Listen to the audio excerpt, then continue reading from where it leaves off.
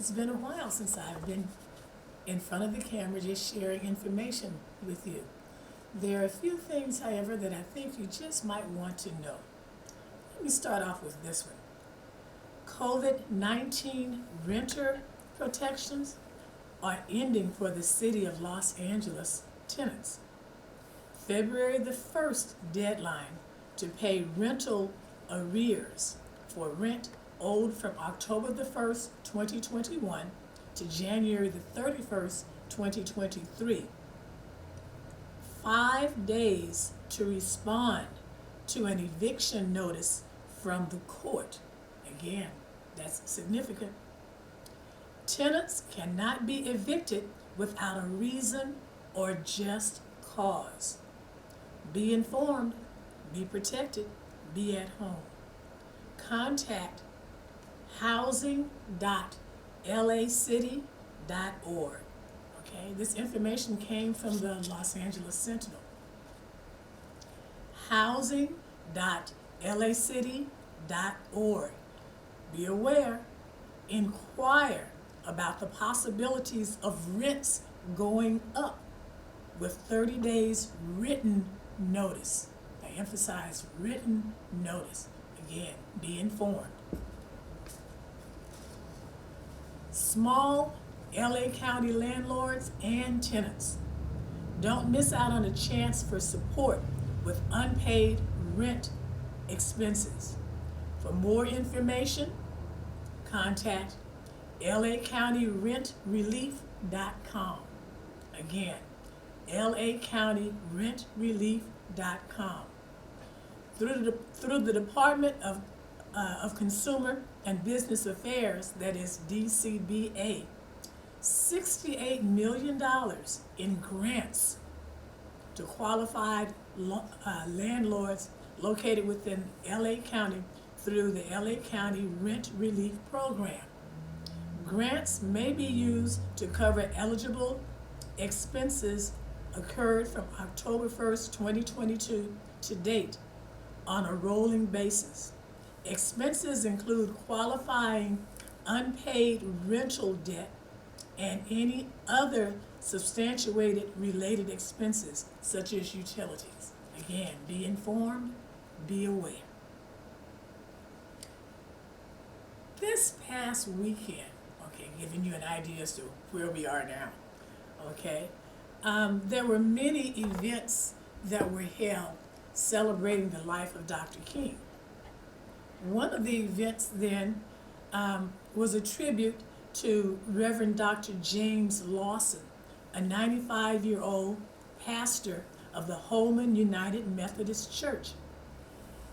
During that time, they actually set aside, or a part of Adams Boulevard was renamed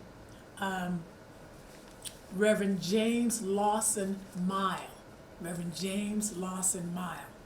And as I was listening to Dominique DePrima actually interview him, one of the things then that Reverend Lawson mentioned was that he really wanted the community to acknowledge the efforts of Mark Ridley Thomas and his wife.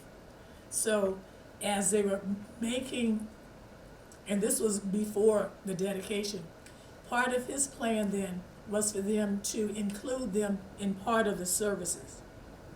As Reverend Lawson was speaking in an interview, he cited parts of the Declaration of Independence.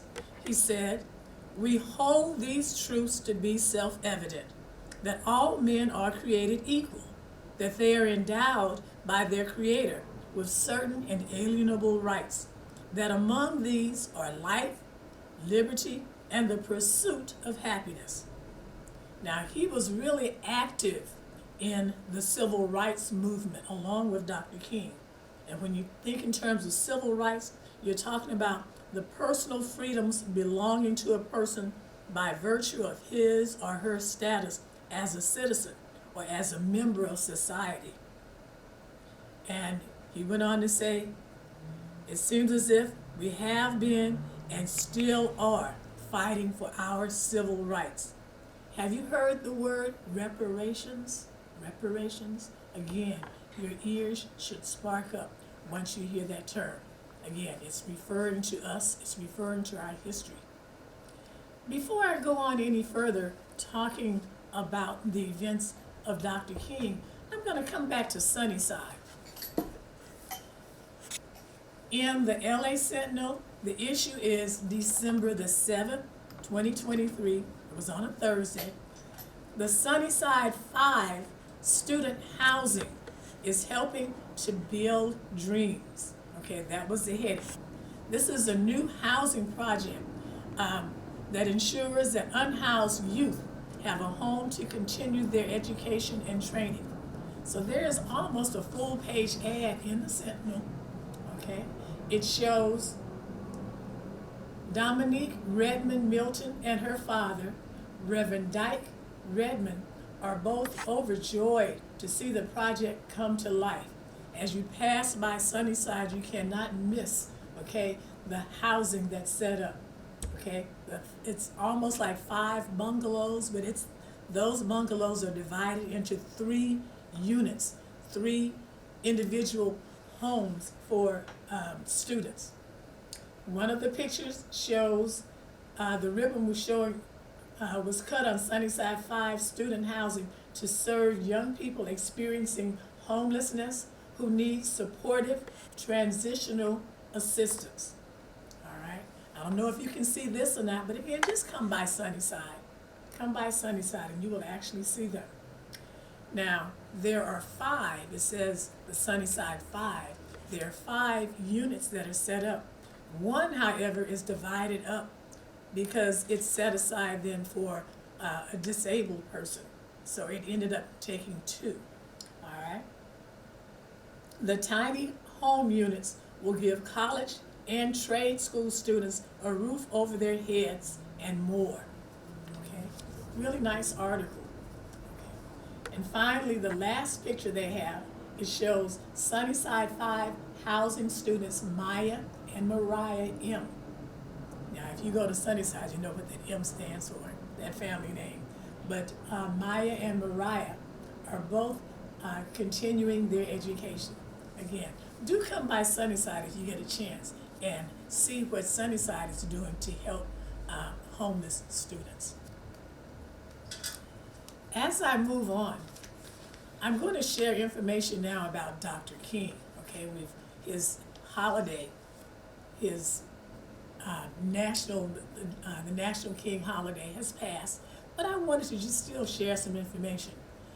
And always before I start talking about Dr. King, I always like to mention a person who I feel was really responsible for just literally putting him in the limelight.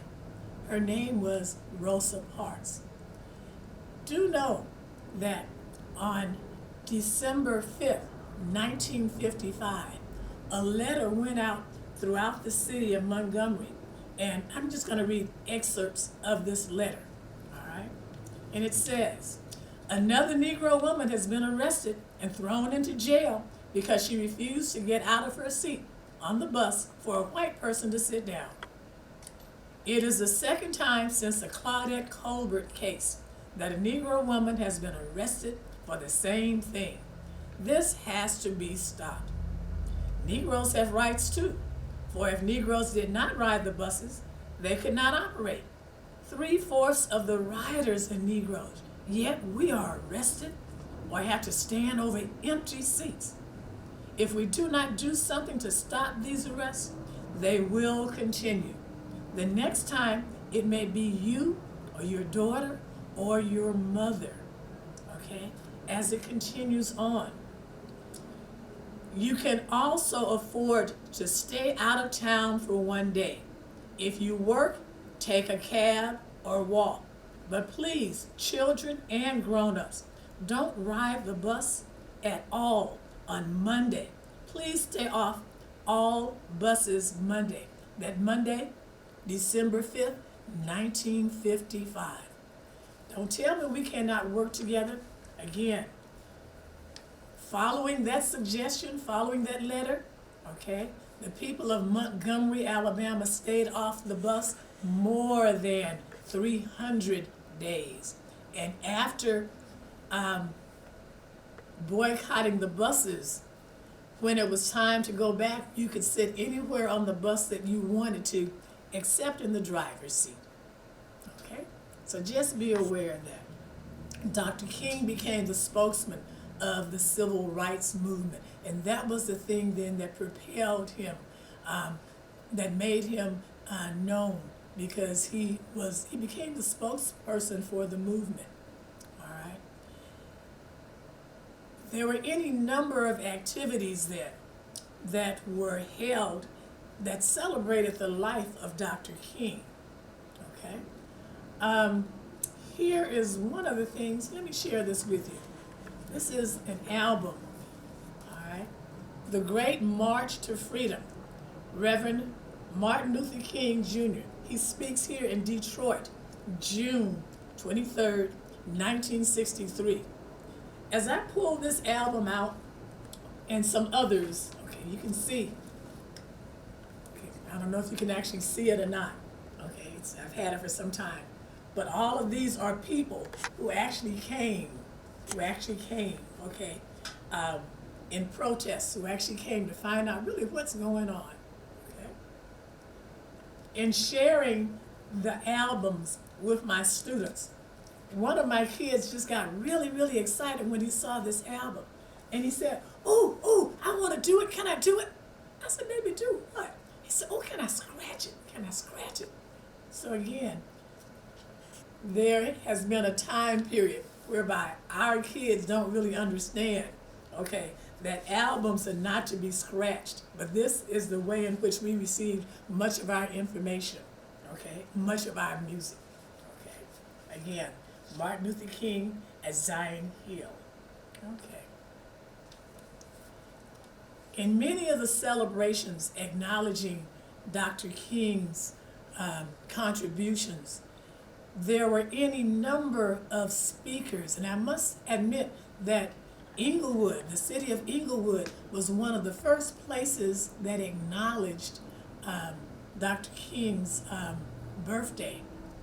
And our own Stevie Wonder and Coretta Scott King worked really hard after his death, after his assassination, to make his day become a national holiday.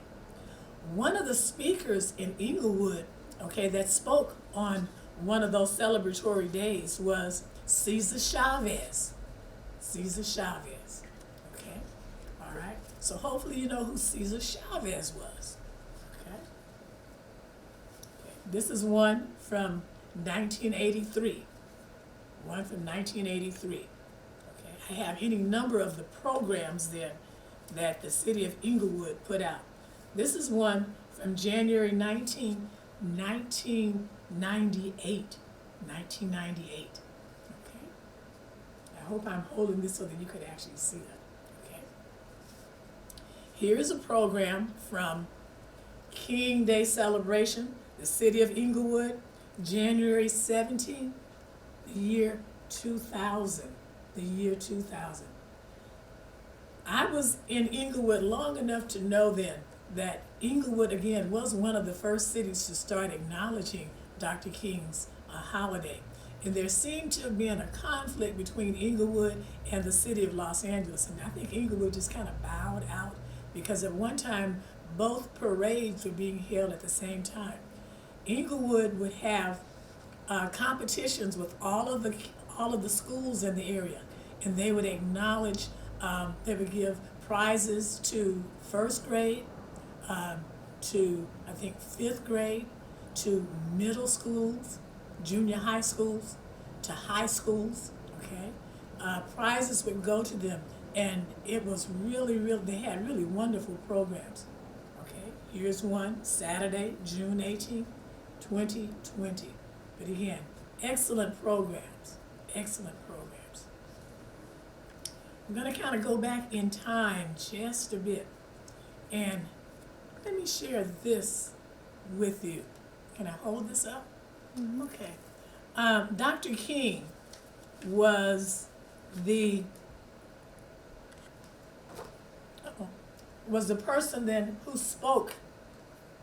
He was the one that eulogized the 4 girls that were killed in Birmingham. And this is the actual funeral program. Okay? It was one whereby 3 of the girls then were funeralized. And one of them, their parents were not really, again, they didn't have access to the phones as we have now. Okay, that technology had not really arrived. So 3 of the girls were buried. And as I went to Birmingham this past summer, I found out that there were actually 5 girls in the building at the time, in that room at the time. And if you will go back to the session July 30th, okay, 2023, I tell you how I really came about finding out about this 5th girl. Okay, I'm going to read you just a little excerpt from the eulogy that Dr. King did for the 4 girls. Okay, just a little bit. And this afternoon, in a real sense, they have something to say to each of us in their death. They have something to say to every minister of the gospel who has remained silent behind the safe security of stained glass windows. They, and we're talking about the 4 girls, they have something to say to every politician, yeah, audience, who has fed his constituents with the stale bread of hatred and the spoiled meat of racism. They have something to say to a federal government that has compromised with the undemocratic practices of Southern Dixiecrats and the blatant hypocrisy of right-wing Northern Republicans. They have something to say to every Negro, yeah, who has passively accepted the evil system of segregation and who has stood on the sidelines in a mighty struggle for justice. They say to each of us, black and white alike, that we must substitute courage for caution. They say to us that we must be concerned not merely about who murdered them, but about the system, the way of life, the philosophy which produced the murderers. Their deaths say to us that we must work passionately and unrelentingly for the realization of the American dream. Just an excerpt of the words from Dr. King. And this was an article that came from the LA Sentinel, January the 11th, 2018. And I had to make it a point to call Kimberly Buck to just let her know that that was the first time I had ever seen it in print. And also, she had about 3 different speeches that Dr. King had done. Okay, the LA Sentinel. As I was telling you about the programs then that the city of Inglewood did, let me share something else with you. Okay.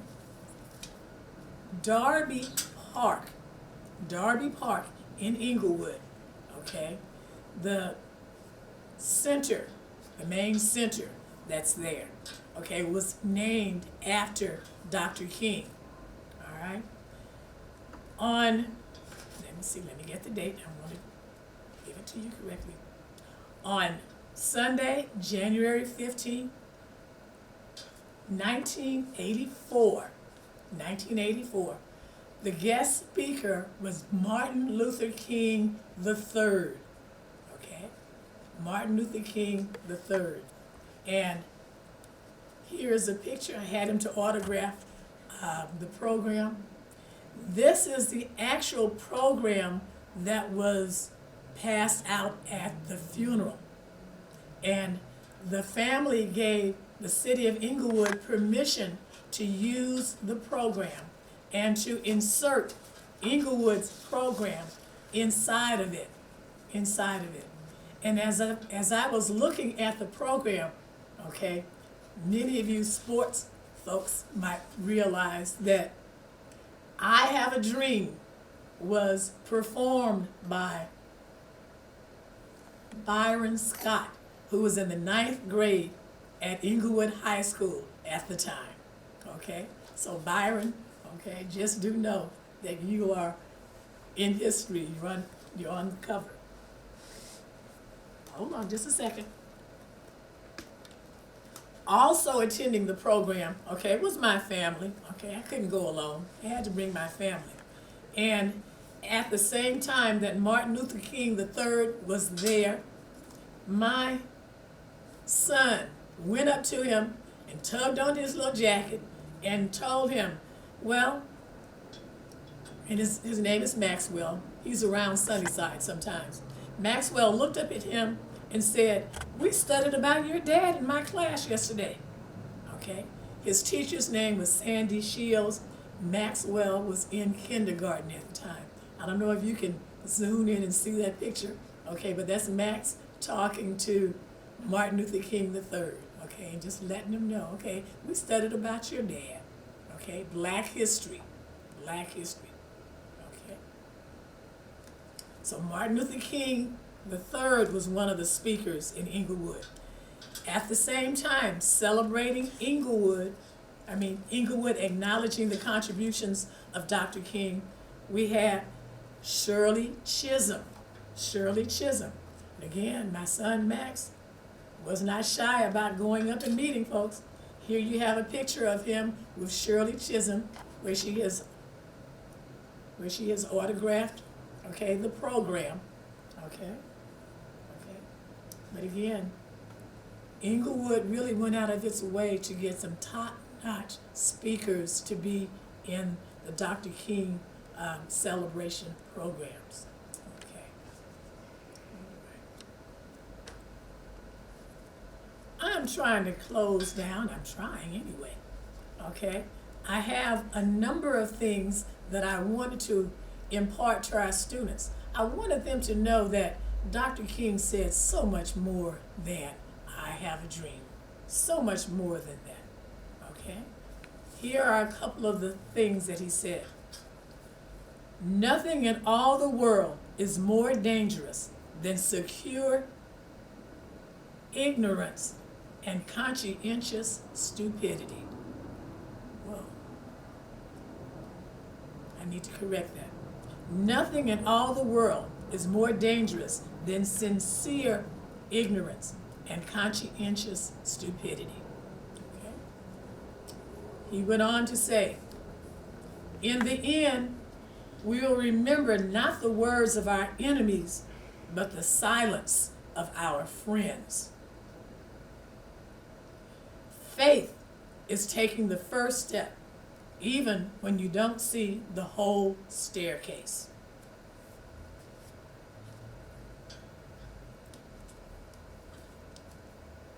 We've got some difficult days ahead, but it really doesn't matter with me now, because I've been to the mountaintop and I've seen the promised land. I may not get there with you, but I want you to know that we as a people will get to the promised land. Dr. Martin Luther King.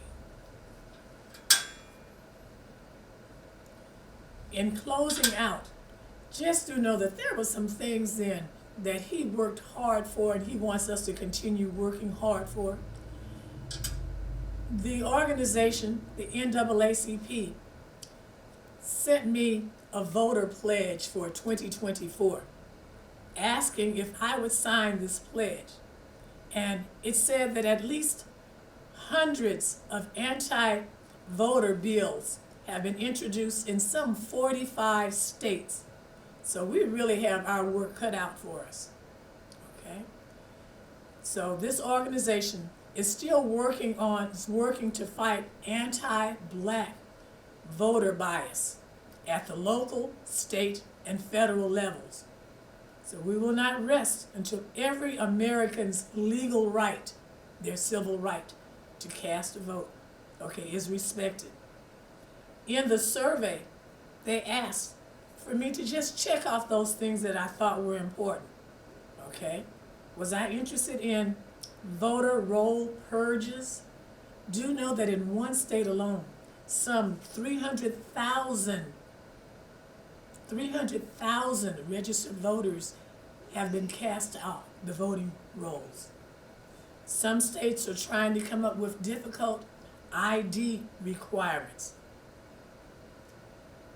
They wanted to know if I was concerned about removal of voter drop boxes. Okay? When you think in terms of what's happening weather-wise now in a number of our states, just getting almost from house to house, let alone to get out to vote. Am I concerned about closing of polling stations? Okay. Am I concerned about biased poll monitors? Okay. Just be aware, at one time we really had to take tests. We had to take tests. And some of those tests, I found out, were such as, how many jelly beans are in this jar? Okay. How many bubbles are in a bar of soap? Can you imagine? Okay. We also had to pay poll tax.